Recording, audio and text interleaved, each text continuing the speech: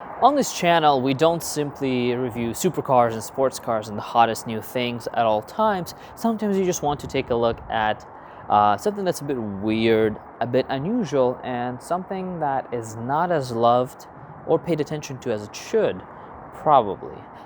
My name is MockALove, and welcome back to my channel, because today we're going to take a look at a 2008 Mercedes B200 turbo manual.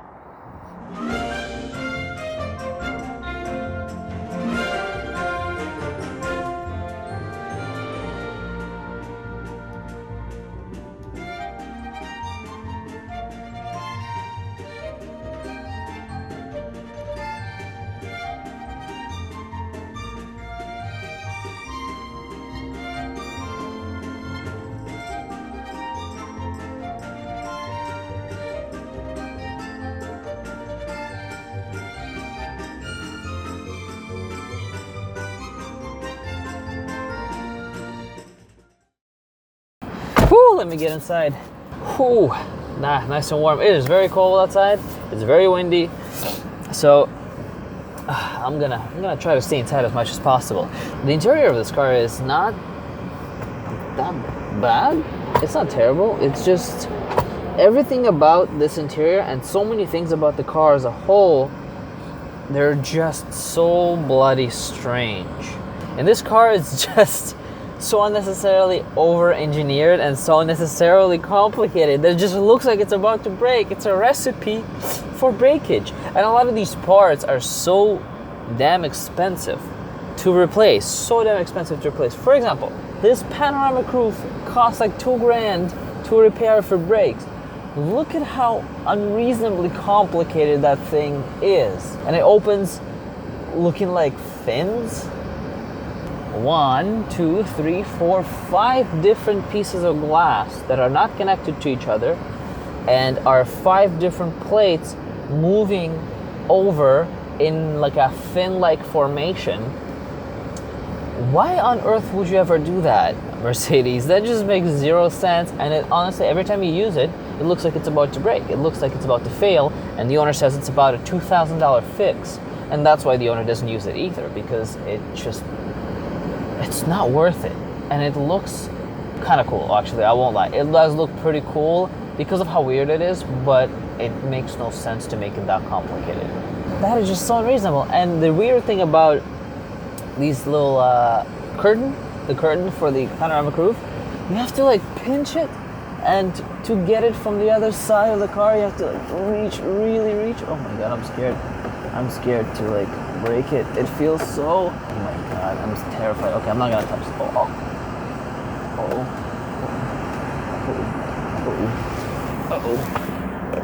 The interior of the B200 is not a particularly bad place to be. It's very time appropriate. Everything is wrapped in reasonably nice materials for the time. The manual shifter has this cool little mother of pearl / marble type top on the shifter. And yes, it is a manual. It's a manual B200 turbo, which is very unusual in North America. And I don't honestly know why one would buy this car with a manual if you can just get it on automatic. Because let's face it, the kind of people that buy this car and the kind of driving that you will be doing with this car would not be performance driving. This particular car, is very much spec'd out to the brim. Leather seats were an option. Some of these trims were an option as well. You get a nice little armrest here that moves kind of forward and back in a very odd formation. Instead of just sliding forward, it just does like a curve to it. Heated seats, which was pretty cool. For the time, that's pretty awesome. Obviously, you get some lights, you get some rear lights, and you also have a phone, so you could dial a number if you wanted to. Very, very classic Mercedes stuff from the time. It's got your climate control, dual climate control, mind you. Dual climate control, which is pretty cool for a car of this class, even though I keep forgetting that it is a Mercedes. Even though it's a very unattractive Mercedes. But it's still a Mercedes, right? So it does have Mercedes amenities for sure. Another weird thing about this interior is when you go into the glove compartment, you can rotate this little wheel to either allow air into the glove compartment or close off the air supply to the glove compartment. And right now it's blowing heat, so it's not really blowing hot air into the glove compartment, but it is blowing cold air into the glove compartment. And now I do not know why that would be a thing, why you'd want to have some fresh air in the glove compartment unless you're carrying around pets. You know how they log dogs in the car and they put the stickers up on the windshield saying he has food and he's listening to his favorite song and he's in the shade, don't break the window, don't save him. Well, if you keep a pet like a rabbit or something or a hamster in your glove compartment, they would have fresh air. So you could put that on the windshield too. My hamster has fresh air. Please don't break the window. Passenger lumbar support, driver lumbar, right? Yes, driver lumbar support. Beautiful. Oh, this is actually, you know what? I could get used to this. I could drive this cross country and become fairly comfortable with it. This car currently has a full tank of gas and it's saying that the range is 668 kilometers. Wow, that's amazing. I don't think any of the cars that I've owned have got this well of gas mileage. This is incredible. Sounds pretty good too. For a 2-liter turbo, sounds pretty good. Under the hood, we have a 2-liter turbo pushing at around 193 horsepower and around 207 pound-feet of torque, which is pretty respectable from an engine like this. All the power, the peak power is at 5,000 RPM, and apparently this is a little sleeper according to the owner, which will definitely put that to the test. And the fuel consumption in the city is somewhere around 9.5 liters per 100 kilometers, which is not bad at all.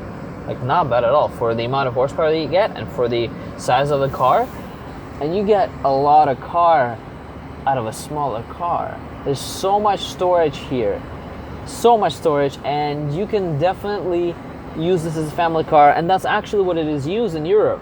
And look how spacious this car is as well. The owner is 6'4", and he fits in the back surprisingly comfortable, and there's even like actual headroom for a 6'4" person in the back. This car was meant to be a taxi. I mean, a family car. But also a taxi.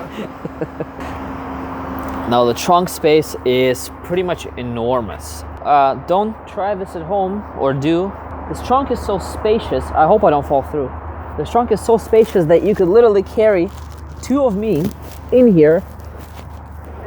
So if you ever look to get rid of a couple of me's, you can do that. It's a little claustrophobic, I won't lie. Let me out of here. Okay, so how does this work? How do so I lift this, right? Yeah. And you keep it open? Yeah. Why do you want to keep it open? I don't know. Because nothing can fit through here. And it's not like you can't take the spare out through this little hole. So what's the point? I don't know. Does it go higher? As in, like, does it stay upright? Oh, so this is the lowest spot that it's held at. Okay, well, you know what? It's got some peculiar features on it. I know it very questionable designs throughout the car. And also, there's a little cross for the med kit, and it has a Mercedes first aid kit, and clearly it is a Canadian med kit, Canadian version, spec of the med kit, because it does have French on it. And yeah, this is an actual med kit that has not been touched I'm assuming since the purchase, right? Yep. Slide that back in there, close it, and clamp, and that's pretty much it. It's not very secure in there, but it's okay. We do what we can. And there's also storage here. Just, random storage.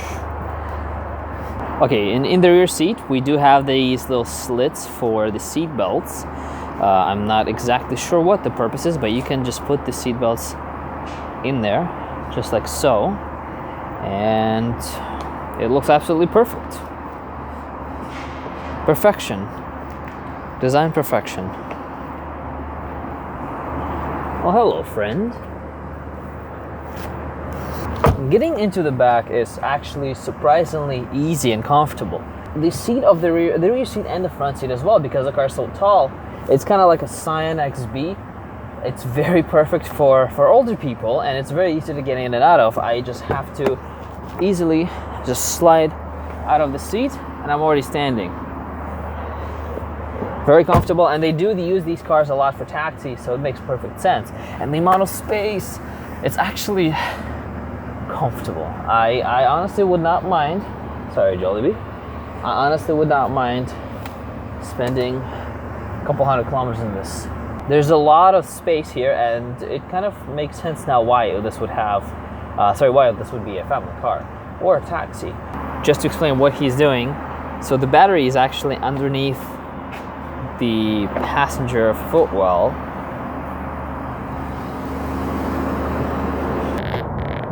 There it is. And you have the fuse box and the battery in here. Original Mercedes battery too. Original Mercedes battery too. This is from new? Probably not. Yeah. It's been a while. But design oddities do not stop there. Search up how to change the spark plugs on this car and prepare to behold the operation in cold sweat. The vehicle must be on the lift for most of the procedure, and the access to the plugs and ignition coils is highly limited. Here's some of the footage of a non-turbo version getting a new set of spark plugs. Reportedly, the B200 Turbo has even tighter access and requires a special Mercedes tool to complete the procedure. In some stories and forum posts, the mechanic shops went as far as dropping the engine to acquire the access to the coils. This one forum post describes a shop spending 7 hours completing the job and handing the client an $800 bill as a result. Definitely something to keep in mind if you're on the lookout for a B200 Turbo. Alright, driving the 2008 Mercedes-Benz B200 Turbo Manual. This is an interesting experience. Hello. How's it going? Yes, good choice. COVID-19, wear your mask, stay at home. Exactly. Yes, so this is Hassan, this is the owner of the car, and he very graciously brought this to me to test drive, and I'm very grateful because this car is weird. This car is strange, and I love it. This car is just a very unusual experience, and a lot of the times I kind of know what to expect from a car when I'm test driving it. I did not know what to expect from this. So, yeah, first drive in the B200. You're gonna love it. Oh, they're already loving me. They're already coming after me. Oh yeah, they will. Oh my god. Oh my god, wow. You know what? You are not lying. Beast is born. You were not lying. This is a lot more fun than one would expect. What? This is wow. You get the performance, you get the comfort, you get it all. It is very comfortable, and you sit so up high, it feels like you're in a compact crossover. Yeah, it's fascinating how smooth the power delivery is. It's buttery smooth, and it just keeps pulling and pulling and pulling. And it seems, wow, it's so torquey. It's it's so torquey. Like you can mash it at 2,000 RPM and it just goes. Wow. It's a completely different riding experience. It is very strange because it does not drive like what it looks like. And I'm looking around and I'm expecting myself to kind of, have to work for that power. I don't have to work for that power. 3,000 RPM, let's go. And it's right there. And we're already 20 kilometers faster than we were before within a matter of seconds. Wow. That's exactly why I call this my sports car. Oh, wow. There's a lot of body roll. Definitely not a hot hatch, but when you need the power, it's there. I don't know if I would want this car in the twisties, but on a highway, I think this would be very nice. And just for cruising throughout the country, I think this would be pretty cool because it is comfortable and it's peppy enough. to kind of get out of your way, and for pretty much anything you would need, except for, you know, maybe like carving some canyons, right? You wouldn't do that in this car, but for city driving, like, this is surprisingly peppy. Yeah, and I'm assuming in 5th or 6th you just kind of mash it and just kind of goes. Oh yeah. I'm assuming there isn't much like struggle with it. No, absolutely not.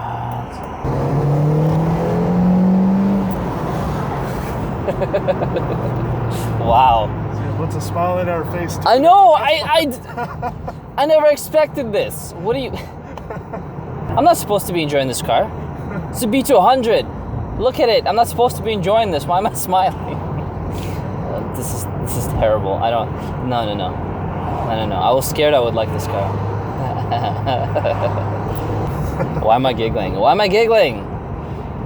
Stop this. I don't like this. I mean, I do, and I don't want to. It's messing with my mind. You know what? This might not be the worst purchase you've ever done. Definitely not. I cannot even blame you for this, because this is surprisingly fun. Is it a Civic SI competitor? Maybe if you have a family. This could be a good alternative. A turbo manual, 200 horsepower, but can carry like up to 5 people. Comfortable. And very comfortably. Even if you're a Scandinavian family, you could fit all those 7-foot kids in the back. You know, you don't have to. Yeah, you don't have to. You don't have to get a different car for that.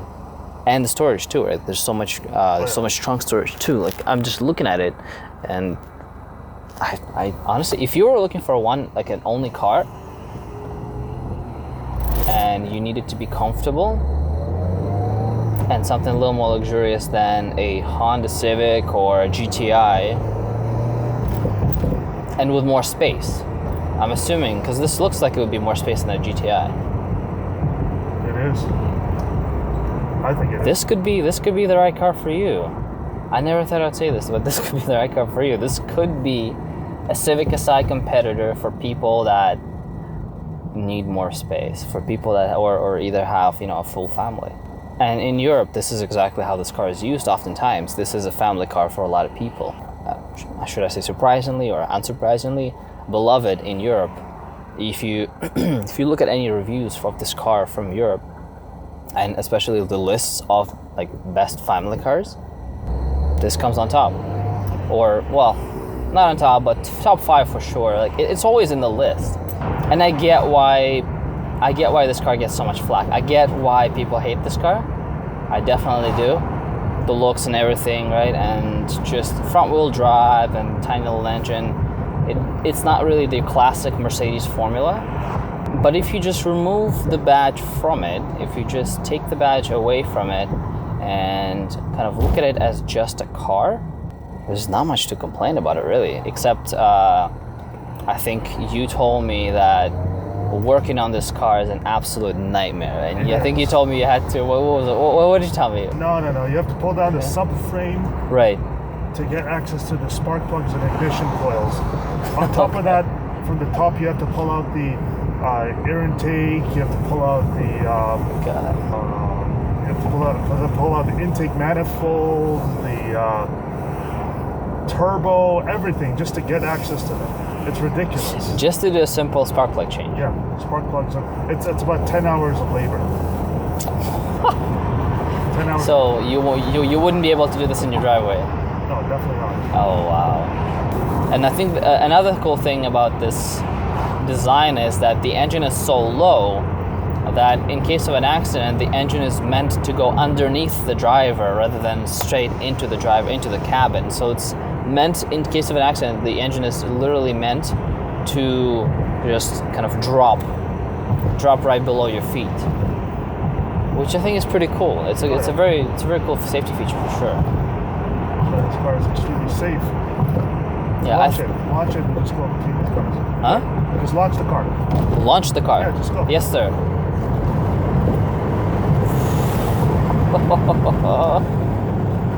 It just goes. I know. I'll have to bleep that out. Yeah, you don't expect You really don't expect this car to be able to break the speed limit like that. So fast, so easily. Now, the transmission and the shifter feels like an absolute slush box. There is no precision in this shifter whatsoever, and you kind of have to like give it a little extra tug to make sure that it is in gear. But you know, it is what it is, right? It's not really meant to be a hot hatch. It's not meant to be a performance car, but it does what you need it to do.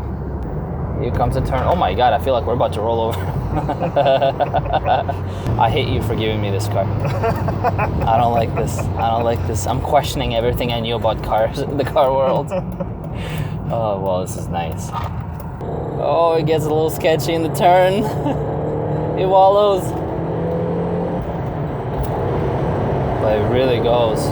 Wow. Holy. Wow, what am I doing? Honestly, I won't even lie, and I'm not even exaggerating. This feels as fast, if not faster, than my Civic SI did.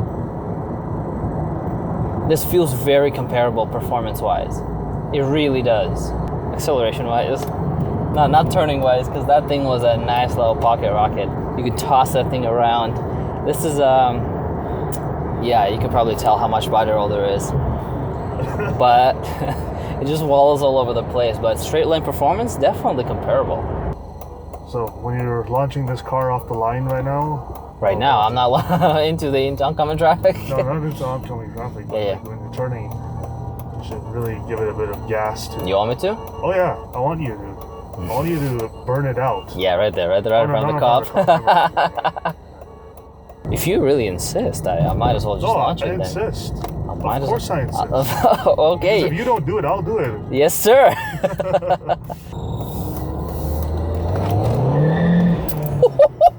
No, that took no effort. That took no effort. Oh my God. All right, guys, thank you so much for watching. Like, share, subscribe, and I'll see you in the next one. Thank you so much to Hassan right over there. Thank you so much for changing my mind on the B200. And if you have $5,000 laying around,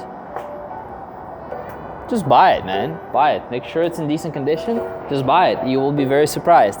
Just get it in the manual. Don't get the automatic. Get it in the manual. I'll see you in the next one, guys. Peace out.